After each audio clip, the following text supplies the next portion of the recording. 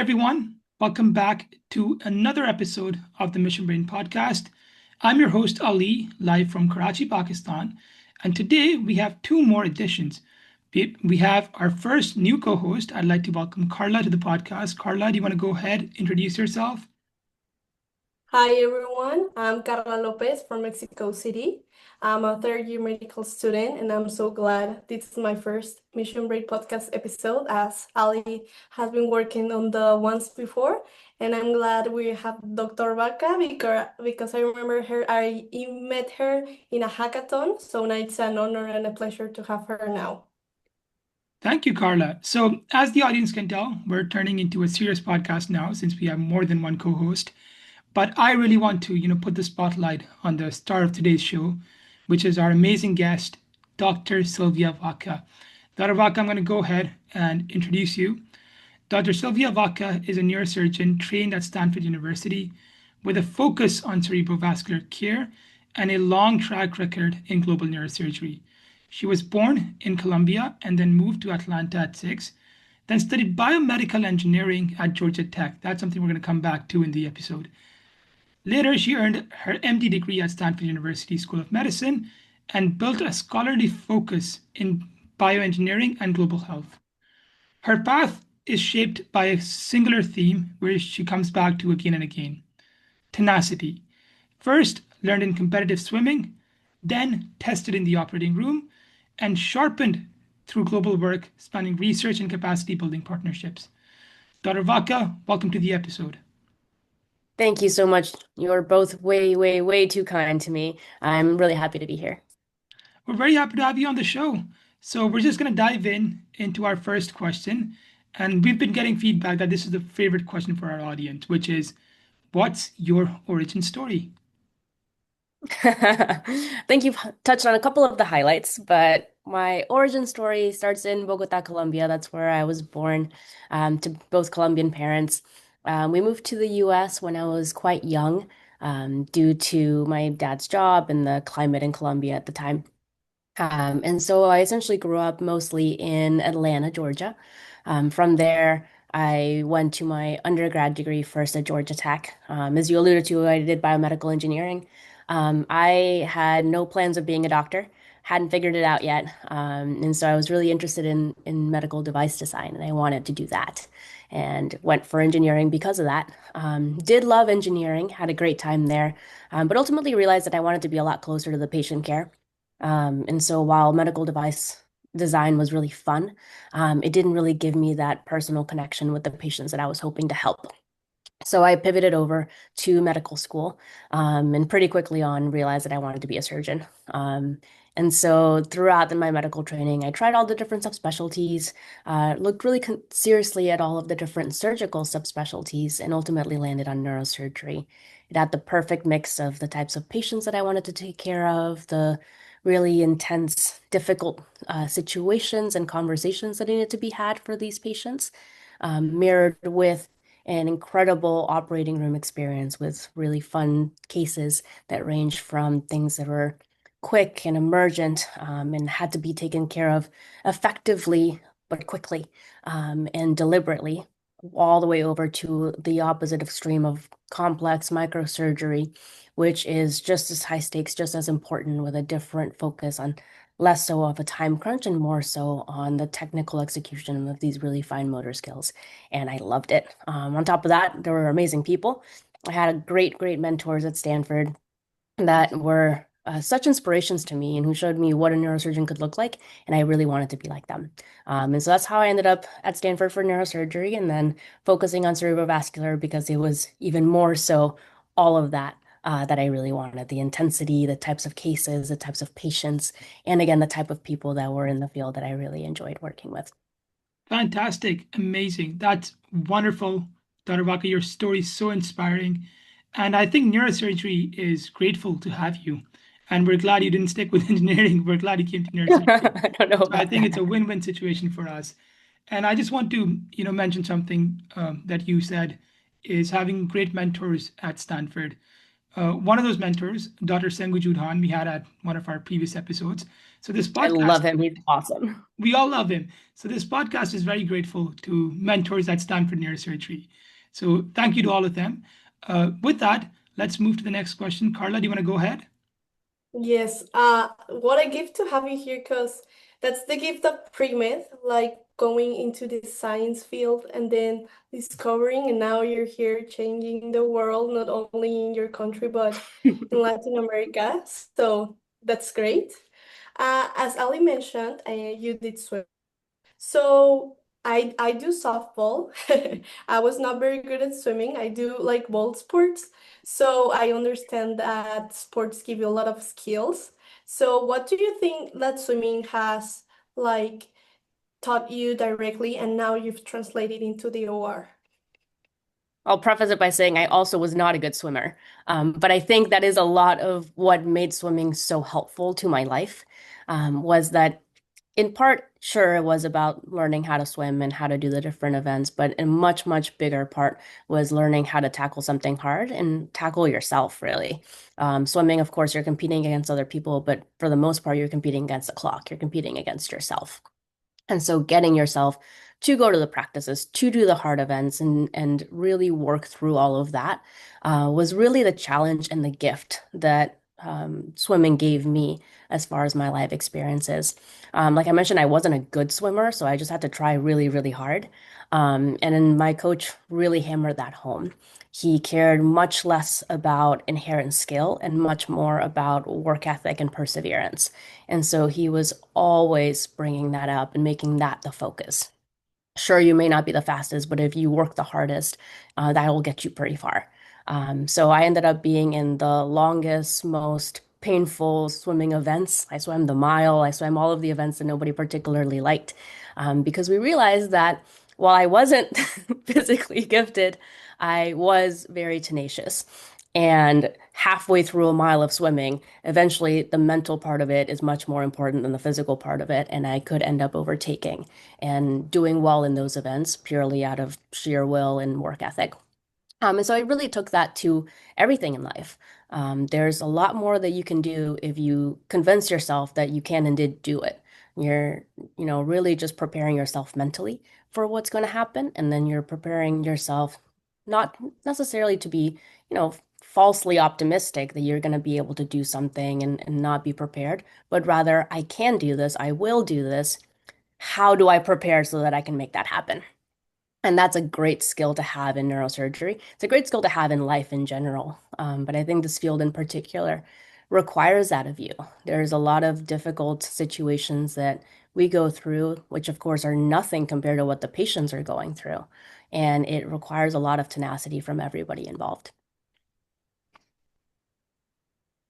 A great piece of advice. I also read something similar that's not about talent, but like how you work for it. So it's your story.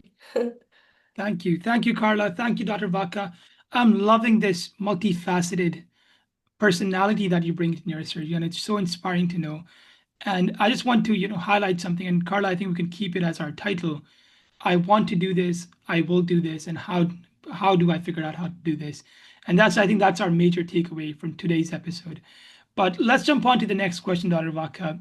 And I know you briefly touched upon this before as well. We're discussing multifaceted personality and interest. How did that switch feel like moving from engineering to the operating room in neurosurgery? Not as crazy as you think. It was the same type of mentality that I was going for, in the sense that engineering is fantastic at teaching you how to solve problems and how to think critically. Much less of my undergraduate experience was about, frankly, knowledge, learning knowledge, memorizing that knowledge, and regurgitating it back. But rather, if we give you these two building blocks, can you figure out how to make a tower, how to make a bridge, how to make whatever? And so much of that focus was, okay, here's a really hard problem, one that maybe you've never seen before. How do you solve it? And that part is really, really fun to me. I really enjoy both working with my hands, designing things, building things, and also, more importantly, trying to figure out how to solve those problems. And when you go to an operating room, it's the same kind of thing. The patients are not textbook answers. Knowledge, of course, is important. You have to know what you're operating on. You have to know the anatomy, but that anatomy is going to change patient to patient. The problem is going to change a little bit patient to patient, and you have the same tools in the operating room. And so then it shifts to problem solving. Okay, I have these tools, I have this problem, I know this basic anatomy, this basic knowledge of what I'm working with. How do I solve this particular problem to take care of this patient? And again, you're working with your hands, and that problem solving in real time is really, really fun. Fantastic. Dr. Vaca, I just want to underscore something, and I think our viewers and listeners can take this home as well, is that despite being so, and I think it is what makes neurosurgery so complex, that the variation patient to patient, even the anatomy itself, and the stories behind what within the operating room and within each disease are so different that it is what makes it complex, but it also makes it what we love. And it's so nice to hear it from you as well. And I think it really hammers it home. Let's move on. Carla, do you want to go ahead? Shoot your next question. Yes, I love how you relate even biomedical in your biomedical engineer field, then you also relate it to neurosurgery. That's fascinating. I know that you have a like a tunnel focus like objective, and I'm glad that you made it. So what was the moment that made you or realize that you wanted to be nurse irreversible? That although I'm doing like biomedical engineering now, I'm in med school, what was like the moment that you made it realize I'm the one to operate brains? I'd say there wasn't a singular life moment, but a series of moments that really led me to that answer. When I was in engineering, I actually worked in a neuroengineering lab. And so I was doing coding and cell work and very much all engineering, but we had clinical experts that were coming in and helping guide these projects and say, this is what would be helpful, this wouldn't be helpful, here's what we're doing in the operating room. And quite frankly, I was like, I don't really like my job, but that guy's job sounds really cool. And he's a neurosurgeon. So that might be what I want to do. And as I mentioned, I had been shifting during my coursework about really wanting to be a lot closer to the patients that I was trying to help over the devices that I enjoyed playing with and working with. And so I was already shifting over to saying, I think I want to go to medical school because I think what I actually want to do is be a surgeon and use these tools and use these devices, but be that clinical expert, be that guy who's coming in and telling us what's relevant for his patients rather than the person in the lab trying to make these things. And so when I showed up in medical school and everyone says, oh, what do you want to do? What do you want to be? I would tell them I wanted to be a neurosurgeon. But in reality, I didn't know that definitively. There are some people who, from the age of like 6, knew they wanted to be a doctor, knew they wanted to be a brain surgeon, and that's amazing for them. That was not me. And so I would just tell people, oh, I think I want to be a neurosurgeon. And they'd be like, oh, wow, okay. I was like, yeah, I don't know. Sounds like a good idea. And so through my medical training, the first 2 years, I really still leaned into the device design. I got involved in some global health and medical device design that way, and just kept telling people I wanted to be a neurosurgeon, but wasn't really doing anything about it. And that was intentional. I wanted to see everything else and see if it really made sense to do neurosurgery. As I kept getting closer and closer to the end of medical school, it kept being the answer that I kept coming back to. And so then I would meet people who, jokingly or not jokingly, will say often, if you think you want to do neurosurgery, look at everything else. And if you like anything else the same or more, do that instead. Because the likelihood is that the training's going to be shorter, your quality of life is going to be better. And so if something else gives you as much joy as neurosurgery does, that might be a better idea. And that's not to deter anyone from doing this, but to be quite frank, that it's a lot of hard work. There's a long training path, and if you're not in it for the right reasons, it's just not worth it. So I looked at everything else. I was looking at all of the different surgical subspecialties. I really enjoyed my general surgery rotation, did hand surgery, cardiothoracic surgery, trauma, and I ended up having my top 3 choices be trauma, hand, and neurosurgery.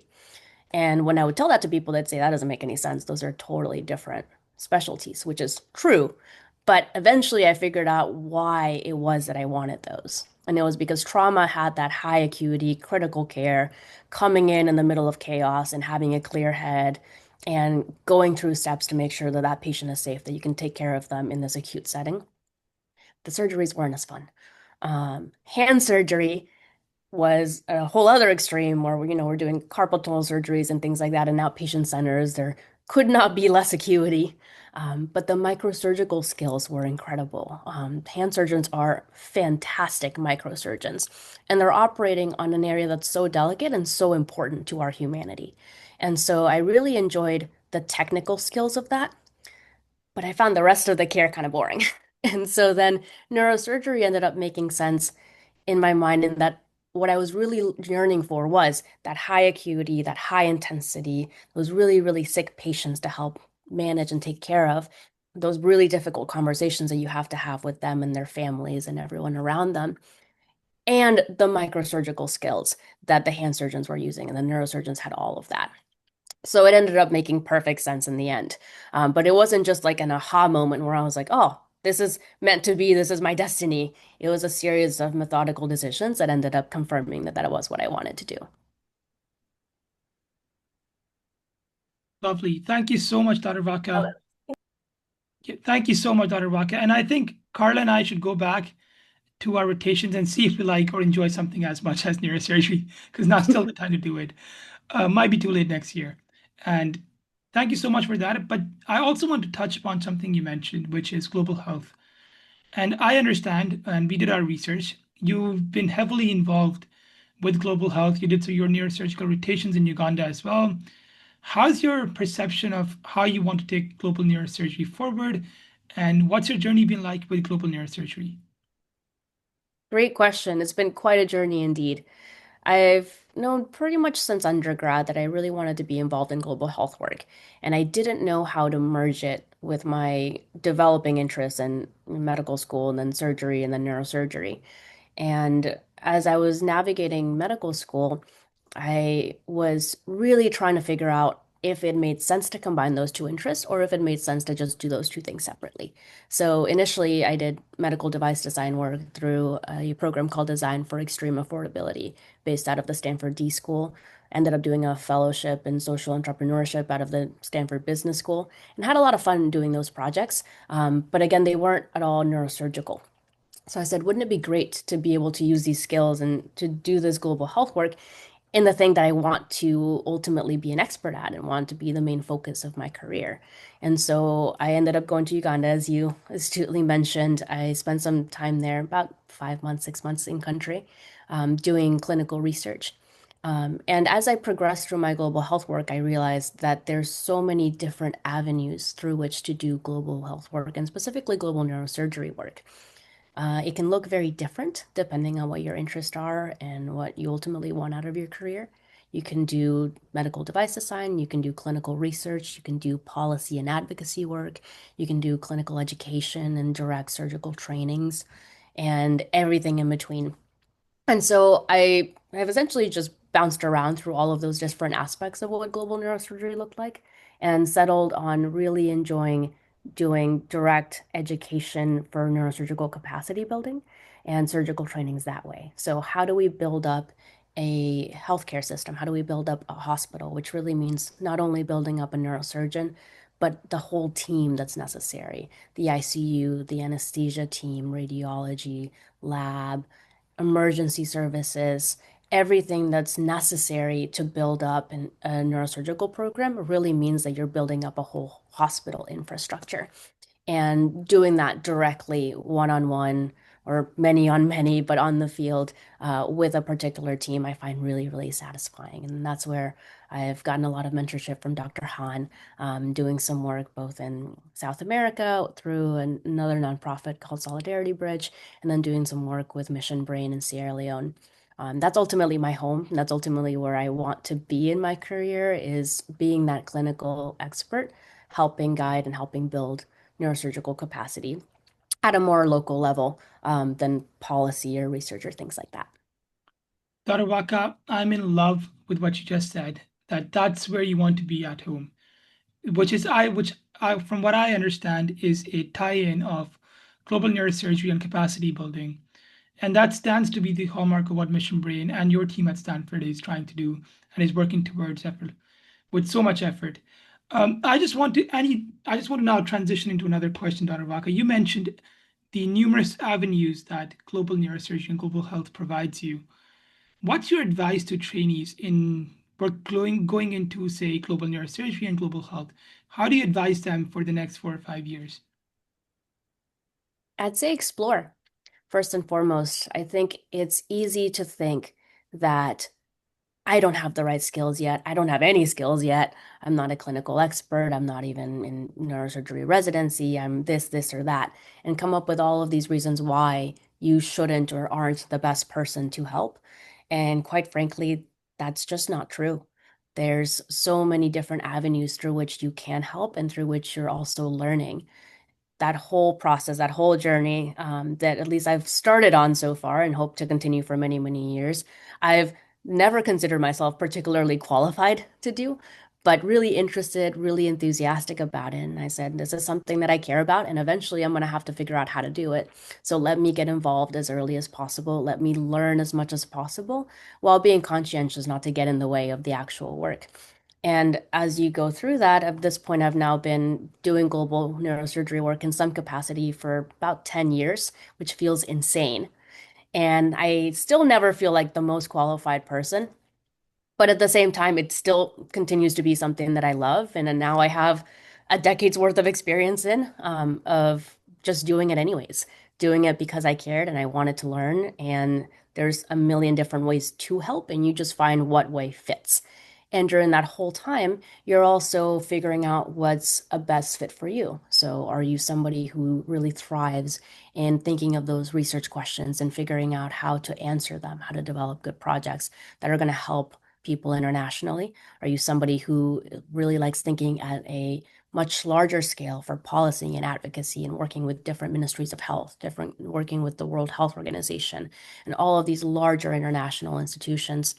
Or are you somebody who wants to be hands on working on operating directly with another surgeon in another country and helping answer those questions in real time of how do we handle this problem? What are our tools? Let's solve this problem. And through that, you can really decide where it makes most sense, both from your skill set and from your interests, and then focus on that and tailor your career for that. Fantastic. Thank you, Dr. Vaca. Thank you for sharing your story. But that's it for the first segment of the podcast. We're now going to move to the more difficult part, Dr. Vaca. It's the rapid fire round. Are you ready? Okay, let's do it. Perfect. Carla, do you want to go ahead? Yes. One word to describe the brain. Beautiful. Most important skill for a neurosurgeon. Tenacity. Best advice you've received during training. Just keep going, work hard, and everything will come. What motivates you on difficult days? The patients and my family. Great. That's gonna be all, because if I ask you more questions, we'll not be done in 30 minutes. Perfect. Because your story is so interesting, so we'll You keep it aced it, there. Dr. Vaca. Dr. Vaca aced it. 10 out of 10 for that. Thank you so much, Dr. Vaca, for coming in, for taking out your time. Thank you for sharing your Thank y'all. amazing, thank you for sharing your amazing journey. I'm inspired. I'm sure Carla's inspired, and I'm sure all of our listeners and viewers will be inspired. And it's due to people like you who are able to share their skills beyond borders that help us, share this collective interest and this collective passion for neurosurgery and also apply it to help people. So thank you, Dr. Vaca. We're going to close out now with one last thing, just one last thing from you. One piece of advice for everybody listening to this podcast. Focus on what you really, really love and enjoy, and figure out how to get the skill set to make that happen. Fantastic. Thank you, Dr. Vaca. Thank you. We really appreciate it. And we're going to close the episode now. Hopefully, we'll see you soon in our future episodes. Thank y'all so much. It was a blast.